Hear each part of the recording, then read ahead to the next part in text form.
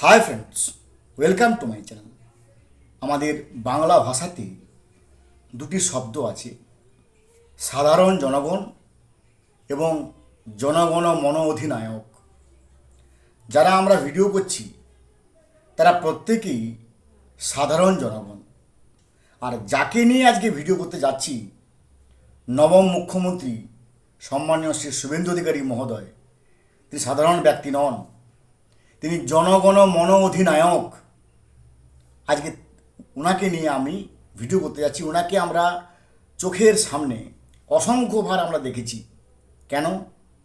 কারণ উনি যে অ্যাসেম্বলি কনস্টিটিউয়েন্সি থেকে 3বার জিতেছেন, সেই অ্যাসেম্বলি কনস্টিটিউয়েন্সিতে ওই অ্যাসেম্বলিতেই আমাদের চাকরি। ওই অ্যাসেম্বলিতেই আজকে 21 বছর ধরে আমরা চাকরি করছি। ওনাকে কাছ থেকে অসংখ্যবার দেখেছি। ওনার কার্যকলাপ, কার্যস্থিতি আমরা পরদে পরদে লক্ষ্য করেছি। আমরা বামফ্রন্ট শাসন দেখেছি। এর আগে যে দলটি ছিল সেই দলটার নাম আমি নেব না, কারণ সেই দলটির নাম বলতে অত্যন্ত ঘৃণাবোধ হয়, বা সেই দলটির যিনি সর্বময় কর্তা বা কর্ত্রী, তেনার নামটা বলতেও আমাদের মানে একটা ঘৃণাবোধ আসে। আমাদের গভর্নমেন্ট এমপ্লয়িদের সঙ্গে যে পরিমাণ নারকীয় আচরণ করেছি, আগামী 1000 বছরেও ওই দলটির দিকে আমরা তাকাবো না, বা ওই দলটির যে সর্বময় কর্তা বা কর্ত্রী তার দিকে আমরা কখনোই আমাদের গভর্নমেন্ট এমপ্লয়িরা আর ভাববে না, কারণ আমাদের সঙ্গে যে নারকীয় আচরণ করেছি। যাই হোক, ওই দলটির নাম আমি মুখে নেব না, আনতে অত্যন্ত ঘৃণাবোধ করি। তো সেই দলটির সঙ্গে ওনাকে দেখেছি, এবং তারপর 2020 সালের ডিসেম্বর মাস থেকে উনি যখন বিজেপি জয়েন করলেন, ওনাকে দেখেছি। আসুন একটা সংক্ষেপে ওনাকে যেভাবে আমরা দেখেছি, পূর্ব মেদিনীপুর জেলার একজন অধিবাসী, বীর সেনাপতি, এবং আগেই বললাম উনি সাধারণ জনগণ নন, সাধারণ ব্যক্তি নন। উনি জনগণ মন অধিনায়ক। কেন? যখন বামফ্রন্টের একবারে ভরা জোয়ার 2005-06, সেই সময় আমাদের নন্দীগ্রামে, যখন আমরা সেই সময় স্কুল করতাম, তখন দেখেছি বামফ্রন্টের মধ্য গগনে নন্দীগ্রামের কী অবস্থা। নন্দীগ্রাম এবং খেজুরি পাশাপাশি দুটি জায়গা। নন্দীগ্রাম একটা অ্যাসেম্বলি কনস্টিটিউয়েন্সি 210, খেজুরি একটা অ্যাসেম্বলি কনস্টিটিউয়েন্সি 215। তো এই নন্দীগ্রাম এবং খেজুরিতে আমরা দেখেছি বামফ্রন্টের আমলে কার জমি চাষ হবে, কার জমি চাষ হবে না, সেটাও কিন্তু ঠিক করে দিতেন একেবারে শেষের দিকে কিছু তাবড় কর্মী বা মন্ত্রী। আমি কখনোই কোনো বামফ্রন্ট দলকে দোষ দেব না, কারণ কখনোই কোনো দলের উদ্দেশ্য বা দলের গতি প্রকৃতি কখনই খারাপ হয় না। তাদের কিছু ব্যক্তির কর্মকাণ্ডের জন্য আমাদেরকে নিঃসন্দেহে একটা অন্যরকম ভাব নিতে হয়। আমরা দেখেছি খেজুরি এবং নন্দীগ্রামে কী পরিমাণ নারকীয় অত্যাচার হয়েছে। কারোর জমিকে জোর করে দখল করে নেওয়া হয়েছে চাষ করার জন্য, এবং একটা ভয়ঙ্কর পরিণতি হয়েছে। সেই সময় আমি একটা ঘটনা বলি। 2006 সালের নভেম্বর মাসে যখন নন্দীগ্রামে একটা জমি আন্দোলনের একটা কর্মসূচি প্রথম তৈরি হয় 2006 সালের নভেম্বর মাস থেকে। জমি নেবে এবং শিল্প হবে, এটসেট্রা এটসেট্রা। এবার তার ভালো খারাপ আমি এই মুহূর্তে বলছি না, আমি শুধুমাত্র তার ঘটনাটা বলছি। তারপর থেকে কিন্তু পরিবেশটা আস্তে আস্তে ভয়ঙ্করতম হয়ে উঠল। এবং তারপর যে তারিখটা নিয়ে সারা বিশ্ব উত্তাল, 14ই মার্চ 2007 সাল, সেই বিখ্যাত দিন। 2007 সালে 14ই মার্চ সেই দিন আমাদের স্কুলে চলছিল বাৎসরিক ইংরেজি পরীক্ষা।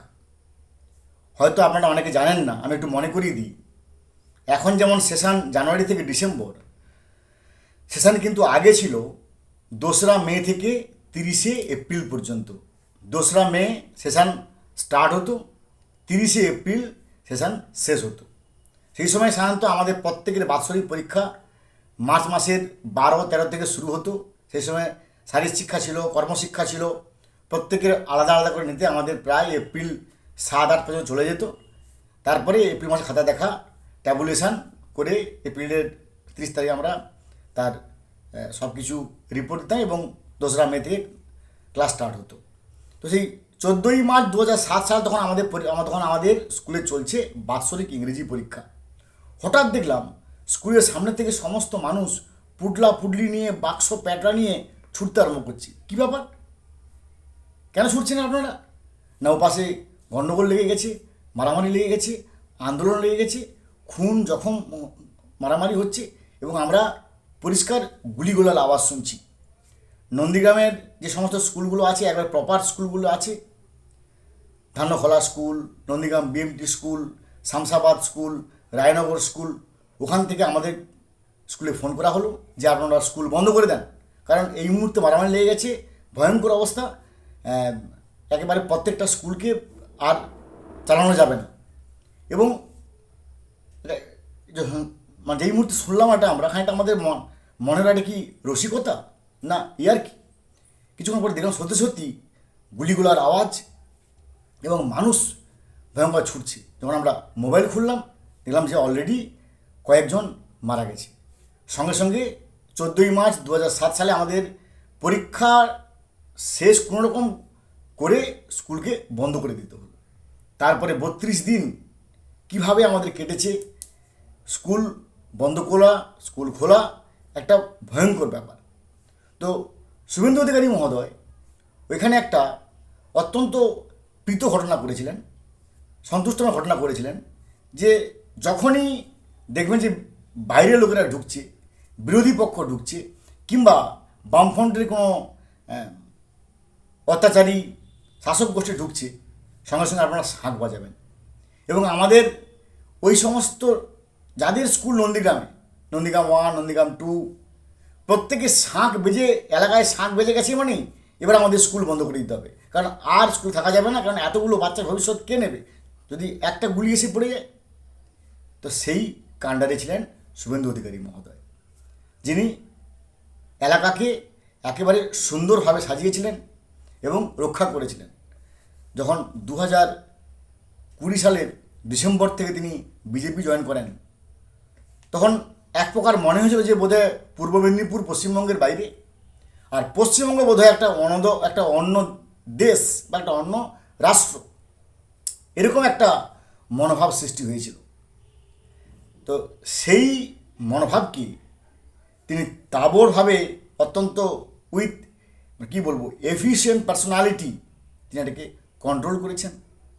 এবং তারপরে আমরা দেখলাম যে সেই কন্ট্রোলের মধ্যে নন্দীগ্রাম এবং ভবানীপুরে কী হলো, পূর্ব মেদিনীপুরে কী হলো, পূর্ব মেদিনীপুরে একবারে 16 কলাপূর্ণ হয়েছে। অর্থাৎ আমি কীটা বলতেছি নিশ্চয়ই আপনারা বুঝতে পারছেন। তো এরকম একজন মহান ব্যক্তি, মহান জননায়ক, জনগণমনঅধিনায়ক যদি না থাকতেন, তাহলে ওই যে দলটির যার নাম নিতে আমি ঘৃণাবোধ করছি, তার কর্তা বা কর্ত্রীর নাম নিতে আমার বিবেকে লাগছে, আমার সম্মানে লাগছে, আমাদের জীবনটা একবারে ধ্বংস করে দিত। যারা আমরা গভর্নমেন্ট এমপ্লয়ি, এরপরে যে পে কমিশন হবে, সেই পে কমিশন থেকে হয়তো সমস্ত শিক্ষকদেরকে বার করে দিত, আমাদের জীবনটাকে নিয়ে সাপ লুডো খেলতো। সেটা হয়নি, অত্যন্ত আনন্দের ব্যাপার। এবং আরও সবচেয়ে আনন্দের ব্যাপার, আজ থেকে 55 বছর আগে অজয় মুখার্জি মহোদয় আমাদের পূর্ব মেদিনীপুর থেকে মুখ্যমন্ত্রী হয়েছিলেন। 55 বছর পরে পূর্ব মেদিনীপুর তথা জেলা, এতদিন ছিল পশ্চিমবঙ্গ মানে কলকাতা, কলকাতা মানে পশ্চিমবঙ্গ, সেই দৃষ্টিভঙ্গি এবার বদলাবে। এবার আমাদের জনগণমনঅধিনায়ক শুভেন্দু অধিকারী মহোদয় 9ম মুখ্যমন্ত্রী হিসেবে আজকে শপথ নেবেন। এবং তিনার শপথ নেওয়ার সঙ্গে সঙ্গে 55 বছরের যে একটা স্টোনি এজ, যে শহর থেকেই মুখ্যমন্ত্রী, কলকাতা শহর থেকেই মুখ্যমন্ত্রী, এই সিদ্ধান্ত, এই যে ভাবনা একবারে ক্র্যাশ করে যাবে। জেলা থেকে মুখ্যমন্ত্রী উঠে আসবে। এবং পূর্ব মেদিনীপুরবাসী হিসেবে, নন্দীগ্রামে চাকরিজীবী হিসেবে আজকে আমাদের অত্যন্ত আনন্দের, গর্বের দিন। ভালো থাকুন। Have a good day. Thanks.